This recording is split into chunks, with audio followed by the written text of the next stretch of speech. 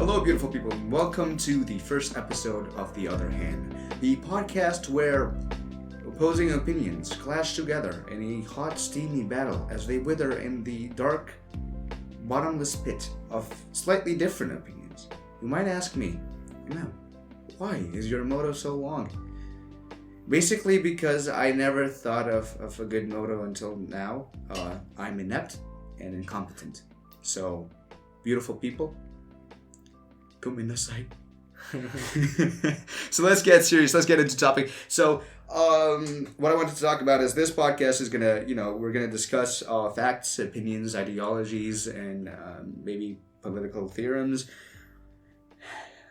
And yeah, that's basically what this podcast is about. We're gonna have a nice little debate. We're gonna try to be respectful.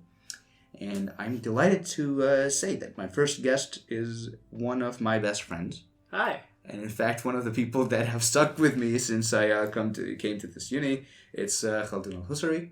Hi. How are you doing, man? I'm very good, man. Thanks. How do you like The Other Hand? It's good to be How here, does it man. feel to be on It feels fantastic. The Other Hand? I see you've started with the best guests. Oh yeah. Already, yeah. All right, yeah. I picked the best. In case you're a guest for next episode, please don't be offended. All right. So today's topic is going to be about socialism versus capitalism, something that has been in debate for a very long time. And I was told that I should start with the opening statement. All right. So socialism for so long has been viewed by capital countries such as the USA and other third world countries as a taboo. Socialism has often been compared to communism, socialism, anarchy, terrorism, all the same term, according to a lot of capitalist countries. And in today's debate, I'm going to argue for socialism and explain why it, in fact, is not like the other options and why it could be the solution to the deterioration of society, basically because of our falling economic state that's caused by capitalism and its ideologies. So. Well, we should probably mention that socialism isn't actually viewed as a bad thing in many countries. In fact, there are many socialist elements in pretty much every country you can think of. Mm-hmm. Taxes are actually a socialist thing, and they exist in many countries in Europe. They exist in the US and Canada. They don't exist here, but that's a topic for a different time. So what I think of socialism as an ideology sounds very good. It sounds very convincing. You get free healthcare, you get free education, and it all sounds good, right? But once you get down to it, how can you pay for free education? How can you pay for free healthcare as a government? Okay? And it usually comes down to taxpayer money, right? As you would pay for other national services, like the police and firemen, stuff like that. So if you're going to get taxes from people and use that to pay for free healthcare and higher education, it usually means that you're going to ask for more taxes than what is usually the acceptable rate. Now, there's a thing called progressive taxing. I think that's what it's called. And it exists in the US. It's a very socialist concept. And basically what it means is as you go up in income that you make monthly or annually, you get taxed a higher amount. So let's say in the US, I have the numbers in front of me. If you get paid between $0 and $9,800 every year, your tax rate is only 10%. However, if you make over $518,000 a year, you pay 37%. Yes. Now, as socialist as that is, and as much of a capitalist as I actually am, I think that's acceptable. You know, if that is the way it stays, it's fine. But there was a socialist party a while back that wanted to increase the 37% to 70%. Yes. So basically, the way it would have worked is if you made $1 million, the next or every dollar you made above that $1 million would be taxed 70%. Yeah. So say you made $2 million in a year, you'd be taxed 37% for the first $1 million, and then 70% for the next $1 million. Yes. Now, I personally think that is a ridiculous amount. Yeah. I mean, it's too much money to take from one person who worked hard to achieve all that money, and then you're taking most of it as the government. Now, it sounds good, right? Because they're like, we're going to use it to pay for healthcare, and we're going to use it to pay for free education, but when you get down to it, that's taxpayer money, and that's a lot of money to take from one person. So to comment on your point, you're complaining about how this taxpayer money is not coming back towards his benefit, or he could use it in a better, in a better way. But in a fully socialist environment, you don't really have to pay for anything besides taxes. In a fully socialist environment, what you pay is you pay your taxes, and that is it. You don't need to pay for clothes because you get clothes from the government. You don't need to pay for food because you get food from the government. You don't need to pay for housing because you get housing from the government. So in a place where you don't really need to pay for anything, why would you be looking for material goods? Why would you be looking for money to store for yourself when you don't really need it?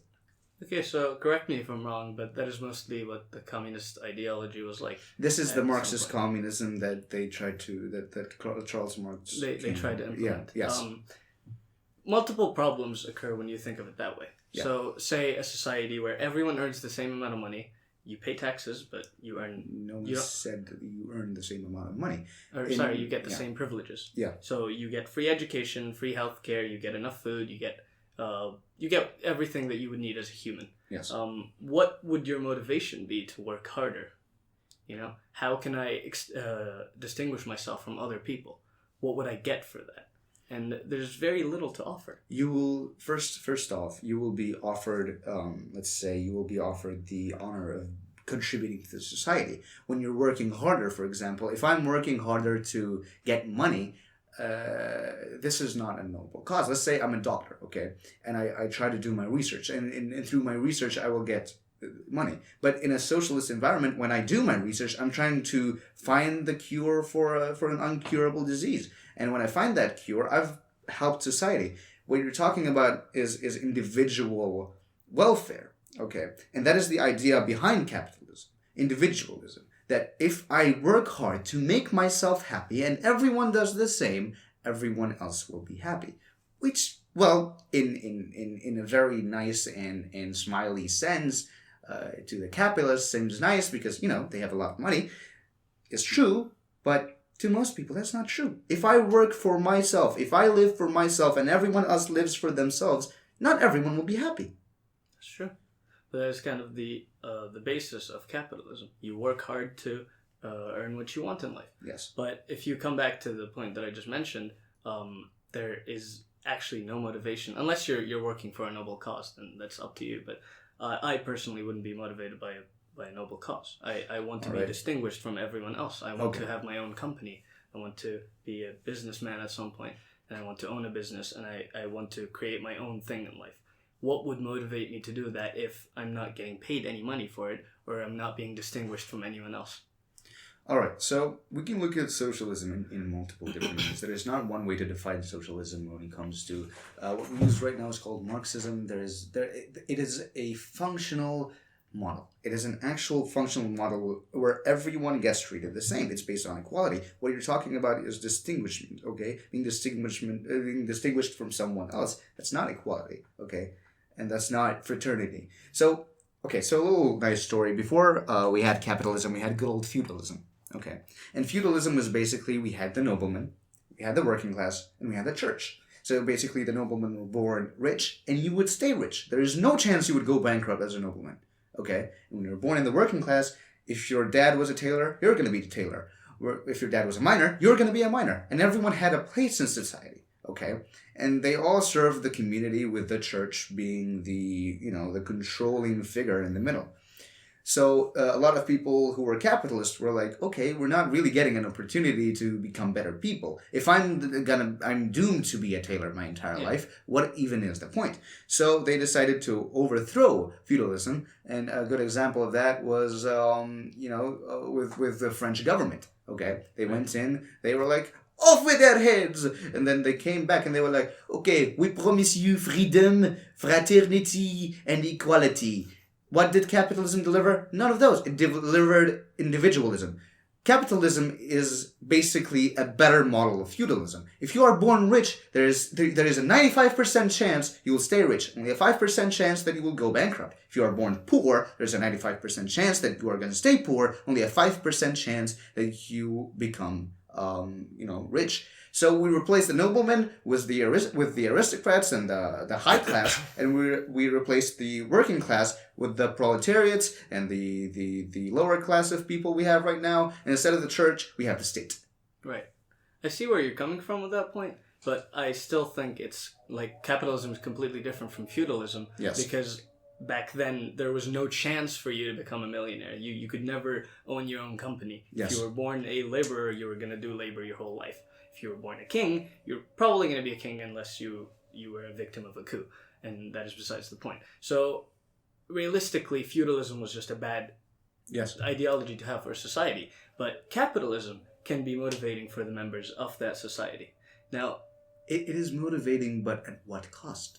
You have a 5% chance of succeeding in life. If you are born under a bridge to a single mother, you have a 1% chance of ever becoming a middle-class member. But it still exists. But that chance is... Why do you need... you are basically depending on the human desire to move on motivation, on, all these nice, fancy, emotional terms. But in socialism, you don't have to have motivation, basically because you're living a good life anyways. Well, here's what this whole argument would probably lead to eventually. You need to have elements of capitalism and socialism in one society. Which we do have in a lot of societies. Yeah. For example, to elaborate on your example of a person born under a bridge to a single mother, you have a very low chance of becoming anything of a capitalist. You can't even afford normal schooling. Yes. That's why in places like the United States or in Canada, we have welfare systems. Those systems help people who are unfortunate. But now, these come from goodwill. Without goodwill, these people will not be helped. They don't just get money from the floor. No, they come from the goodwill of people who are willing to donate. But what if you don't have to depend on people willing to donate? You get the same lifestyle that a person born to Jeff Bezos gets when you were born under a bridge. You get the same opportunities. Free education. It sounds bad, but here's the thing. When you talked about taxation, you're talking about percentages. If I come from nothing, all right, my percentage is 0. 0 times 20% is still 0, okay? I will pay nothing. I will get a good education, and once I start making money, I will contribute to the people who started from my point will also have that free education, will also have that free healthcare. Free food is also something that happens.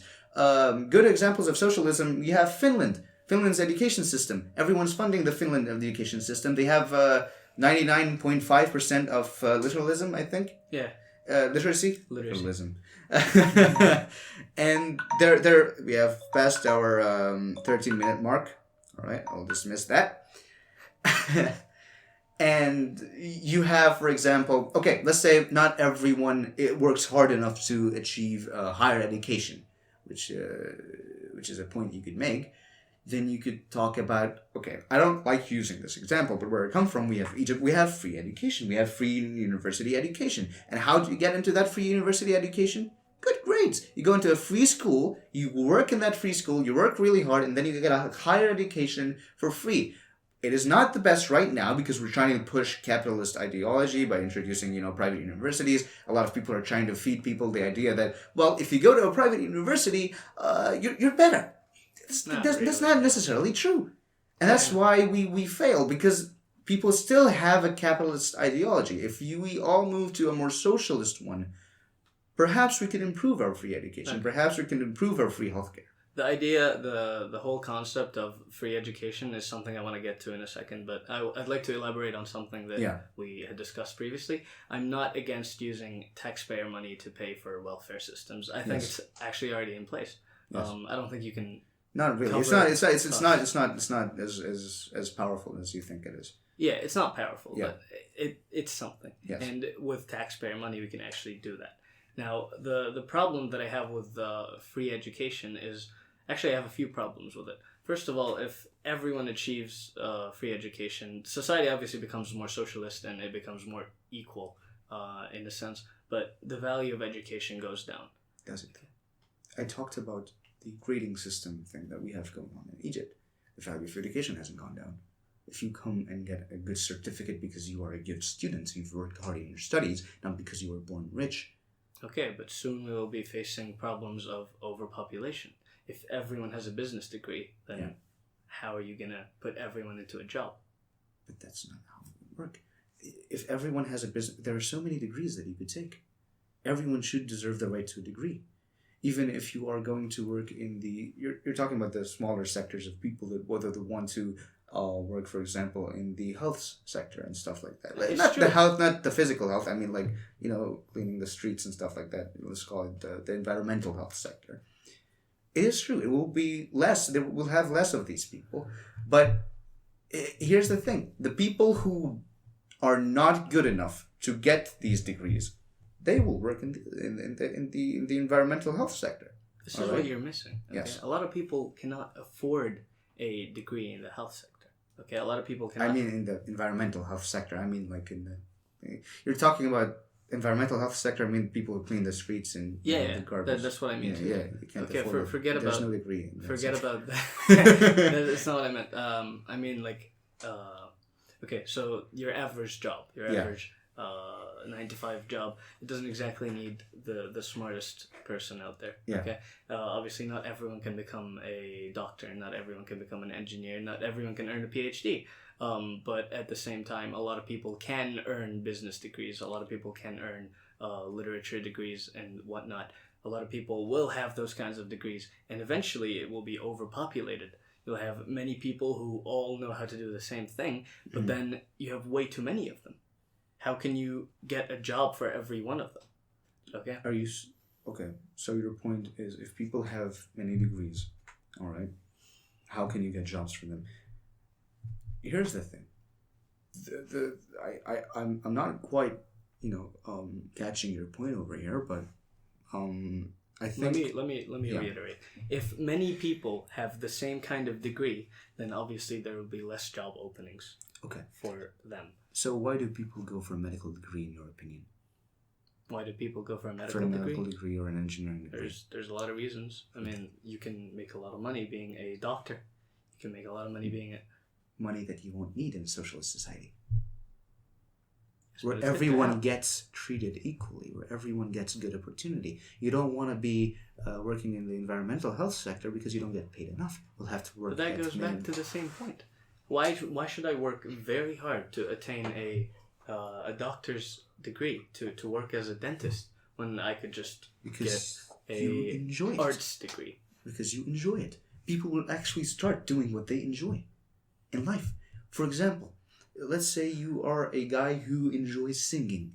Okay, in an Arab world, you are pressured to work hard and become a dentist or a doctor or an engineer. You can't pursue your singing career unless you're really good and you get really lucky, basically because it's more financially secure to be one of those other jobs. So you won't have job overpopulation simply because people are actually different. Not everyone wants the same degree. Fair enough. People will do what they actually want to do. Yes. But at the same time, there will be no real merit in actually becoming a doctor.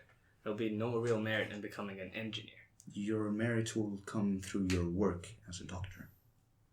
For example, I'm a doctor who has managed to cure a heart disease, okay? Or I'm an engineer that has found a new physical theorem that helped move on space travel, all right? Your name won't be known in books. People will still know you. There is still fame. There's still honor and valor that comes from all these achievements, okay? And it's the only difference is everyone will be financially stable, everyone will be financially happy. But what if you're not one of those people who comes up with a cure for cancer? What if you're not the person who creates the time travel machine? What if you're just an average doctor doing your average day, job every day? There's your motivation. It's a difficult job. It's not an easy job, and you're getting paid the same. You're getting treated like everyone else in society. No job is an easy job. You are belittling other jobs. But for example, the people, I'm going to go back. People working in the environmental health sector, it's an honorable job. They work over I think 12 to 13 hours in the street in the I heat agree doing with you. physical labor. I agree with you. That is It's a terrible sad job. Yes, all the jobs are there are no easy jobs.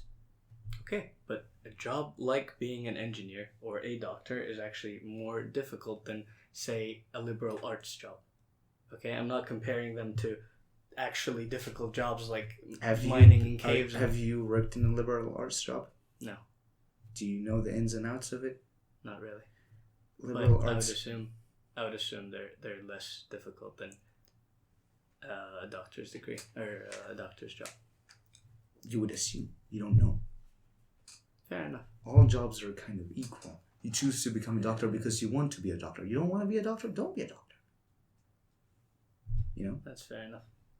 Anyway, the point I wanted to get back to when it came to taxes, about when it came to free healthcare and free education in general. Let's say the society is not fully socialist. Okay, let's say we still live in this society, but free healthcare or free education is offered to everyone. Yeah. Because that was kind of the point I was arguing. Because having a full socialist society is a completely different thing. I'm talking about an average, balanced society. Yeah. So say you have free education for everyone who lives in a certain country. Yeah. Okay. Obviously, that is not free for the government. The government has to provide money for the professors who teach this. The government has to provide money for research that goes into improving education. Yeah. And obviously that is not a free thing. So if for them to provide that, they would need to use taxpayer money. Yeah. Okay. And obviously that is an expense that they're not really prepared for with the taxes that they already have in the US or even in Canada, really. So they would need to raise the taxes on that. And if you look at countries like Finland, which you brought up earlier, the people in those countries, they pay slightly lower tax rates, but they actually earn less per year. So here's the thing. It's like an insurance contract. I will pay from my money, let's say 40 a year, okay, to fund the educational system. But if I didn't, I will, when I have a child and I have to send him off to university, I will have to pay $4 million, for example, for a decent university in the US. When he could go for $40 a year. Would you rather pay $40 a year or 40 million straight? I have one accident in my car, and my kneecap breaks. Okay, I will have to pay for the surgery. Surgeries are not cheap. All right, surgeries will cost you about $320,000, something like that. If I'm already paying for free medical health care at lower rates, because everyone is paying, not everyone's going to have an accident, okay? But you're paying, it's such a small amount of money compared to what you make. It's not as small. It is. How much are the rates? Here's the thing, okay? How much are the rates? If you're in the US and you make over $500,000, you would pay 37%. Let's say you're an average citizen, you make about... That's for all the taxes. Okay, let's say you're an average... What? That's for all your taxes. That's for every... That's your income tax alone. All right. Okay. So let's say you're an average person in the population. You make about $40,000 to $85,000. That's what an average middle class person usually makes. So you'd pay 22% taxes. If you want to provide free healthcare and free education, you would have to increase that to a higher number. But here's the thing. Again, it's an insurance policy that you're paying for. When you actually need healthcare, you're gonna pay a lot, and I mean a lot of money. Yes, right? But you don't need healthcare every day. But you don't, yes, but when you do need it, for example, you need a heart transplant, you are screwed. Well, there are places that you can get donations from. There are actual societies. And you're relying on donations. Why rely on donations when you can rely on taxpayer money that's not that... It's relative to the amount of money you make. Okay, here's the problem with that, okay? Some people don't have accidents. Okay, as lucky as that sounds, some people don't really need to pay that money. That's fine. And yet they still have to pay more money for pretty much nothing. Do you have car insurance? Car insurance, yeah. Yes. Do you make an accident every day? No. Same thing. It's not full insurance, but it's the same thing. It's basically everyone pays a cheaper health insurance. That's what it is. That's what free healthcare is.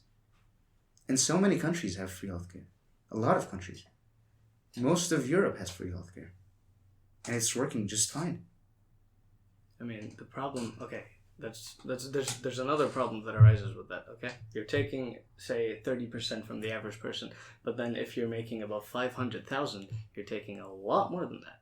You're going to have to increase, like, there's already a 15% difference between a person in the middle class and a person who is in the high class society, and you would have to increase that 37% to about 50%. I'm not really a fan of progressive tax payments. I think if it's a percentage based one, you don't need to increase the percentages. Why are you punishing me for making more income? I don't believe in that. I would completely agree with that. So if you're paying 30%, everyone should pay 30%. Here's what I want to propose, okay? If you have a society where everyone pays, say, 30%, and that's actually doable.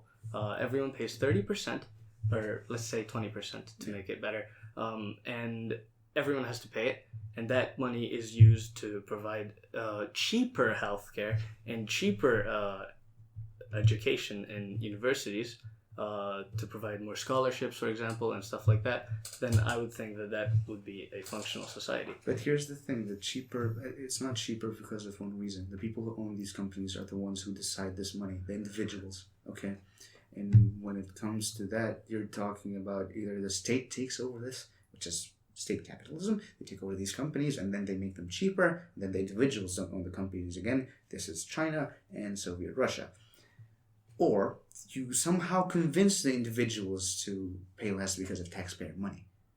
That's not what I was proposing, actually. But here's the thing. What you're proposing is cheaper healthcare. The people who control how much money you're going to pay are the people who own the hospitals, the people who own the universities, not the government. You misunderstood me. Yeah. I was proposing that societies, or forget about societies, I was proposing that governments would provide more opportunities for healthcare, more opportunities for cheaper education. So, for example, in the U.S., there's the whole FAFSA thing, which you can apply to if you're a U.S. citizen, and they pay most of the money that you would have to pay for an education. So it becomes much cheaper for you. It actually becomes kind of affordable. But why do you need to apply at this stage if you're paying it for it in taxes? What? Like, why do you even need to apply to the government if you're paying in taxes? If you're paying in taxes, because it's not cheap to provide those. Well, why? But you're paying taxes. You're paying taxes. This goes against your point. What you're saying right now is I pay for an insurance policy that I need to go apply to once I actually need. That's not what I'm saying. I'm saying you don't have to increase the taxes by an incredible number. I agree with taxes being there. They have to be there. Yeah. Okay, there are things that the society cannot provide without taxes. Yeah. But say you have a set number of taxes, or a set percentage of taxes that every person out there has to spend. And that tax percentage is what we use to, there's no difference between people in the society. They all have to pay the same amount of taxes, and with that money, because it wouldn't be enough, right? Unless you tax more as you go higher. That's kind of the reason why they have progressive taxing. I think it would. I think if we had, how many people are in the U.S.? 200 million? If we had 200 million people that are paying 30% of what they make to the U.S. government, or even more, let's say we make it 35%, all right? And they pay this amount of money, all right, to fund the education. I think that would be enough. You're talking Maybe about, but theoretically, 35% is pretty high, because some people make $10K a year, and yes, that's then ridiculous. You'll take $3,500 in order to fund their education. They don't have to worry about student loans anymore. Yeah, that's the fair. problem that a lot of Americans are facing are student loans, and with free education, bye-bye problem, you know? That's what I was trying to say. I don't think you can provide free education by taking a small number for taxes, unless you use progressive taxing, and I think progressive taxing is not fair. As you have mentioned, Finland has done it, and it's beautiful education. The people there aren't complaining. It's a great society. Finland is doing great. They're relatively happy, that's true. But as I mentioned before, they do make a lot less, and they get taxed more for less money. But are they complaining? What? Are they complaining? Are they in debt? Are they... No, but you technically can't be a Finnish millionaire. If that's what you're trying to... You don't need to be a Finnish millionaire. What if you want to be? But you can be. Have you heard of Nokia? What? Have you heard of Nokia? Is Nokia Finnish? Yes. Fair enough. But it's a smaller percentage of people. That's what I was trying to get to. Like you But for here's 70, the thing, you sacrifice more. You go like, okay, we're gonna have poorer people, but we're also gonna have millionaires. Why do you make that sacrifice? Everyone's on a level plate, and that's the idea of socialism. You don't need to. You don't want. Here's the thing: it's always a balance. There's always a curve. Okay, what's happening in the USA is we have poorer people for more billionaires. Okay, but what's happening in Finland is actual equality, and that's what socialism strives to get. You don't need billionaires. We need people who can afford a decent living. We don't need people who can live in a Soho house with a villa and 3 supermodels. We don't need these people. You don't need that in life. In Finland, it's not an actually socialist society. It's not completely socialist. But there's still a curve. There are social attributes. They have free education. I think they have free healthcare. And it has made society better. Yes, but people earn less, and I think there are less billionaires, but you don't need less billionaires. We need less poor people. There is a healthcare system, and a welfare system in Finland. I'm assuming, and it's probably pretty good. Yes. If you compare the numbers. Yes. Yeah. So that's what I'm saying. Sacrificing billionaires is worth making poor people having. So here's the thing: you don't want people in the lower. It's like grades, okay? You have A's and you have F's and you have C's. What you want is a perfect bell curve. You want people getting C's. It's not good, okay? It sounds not that great, but people getting C's is better than having more people getting F's. All right? So if we have less poor people by sacrificing more rich people. But why are we assuming? Because you don't need to be rich, okay? Being rich is not we don't need rich people. And we definitely don't need to have more poor people. But okay? Why are you assuming that the percentage of poorer people are actually higher than... the percentage of richer people are higher than poorer people as it stands? No, it's not. If you what I'm saying is it's correlative. When you have more rich people, you have more poor people. But that's the thing. The society already is a bell curve. No, it isn't. Most members in every society are actually middle class. It is not a bell curve. It is an inverted bell curve. There are a lot of rich people in the USA and a lot of poor people in the USA. I think you have that wrong. I checked this fact right before I came here, and the percentage of homeless people in the United States is only 0.2%. The more equal the plane it is, okay, socialism strives for an actual equal plane, and the more equal people are, is better for socialism, or is better for the social ideology, and it's better, in my opinion, even. So I think we've ran out of time a while back. Yeah. So do you want to come to a conclusion? Yeah. All right. I guess we can agree that there is a big problem when it comes to the distribution of money in our societies. A lot of people are not getting the treatment that they deserve. Yeah. And a lot of people are born rich. Yes. And as people might think of that as a problem, I would personally think that, I mean, it's kind of luck of the draw. It's what you're dealt, and you kind of have to live with it. But in the same sense, I would say that having taxes would actually, keeping the taxes at a similar rate would actually lower the number of poorer people, and it would actually provide for better opportunities for those people who are not really very lucky in life. Yeah. And to appreciate your points, I also believe that a completely socialist environment is almost unattainable. We can never get that. There are issues when it comes to free education and free healthcare that we can see in the less fortunate countries. Finland is a sole example as for a very successful system. We can also date back to socialism also being misused, such as in Soviet Russia, when they tried to implement socialism with Lenin. However, when it came to actually being implemented, we had state capitalism, and that was not that great. And that is what actually a lot of people call communism nowadays. Yeah, that's a different term, and I would love to get into that, but maybe in another time. Thank you so much for coming on today. It was lovely. Thank you for having me. It was great. Anytime. I would love to see you again. Beautiful people, the debate still goes. Alright, there's always room to talk about. There's always other opinions. There's always different views, other hands on debates. And if we've said something wrong, or if we've missed out on something, please do write it down in the comments below. Perhaps even come down and have a little chat with us. You might know me from my main podcast, you might know me from around university, or you might not know me at all, which is even more lovely. Come and get to know me. Thank you so much. Have a nice day. And I haven't come up with an ending phrase, but yeah, please do leave a follow, like us, and follow us on Instagram. Thank you, beautiful people. Mwah, mwah.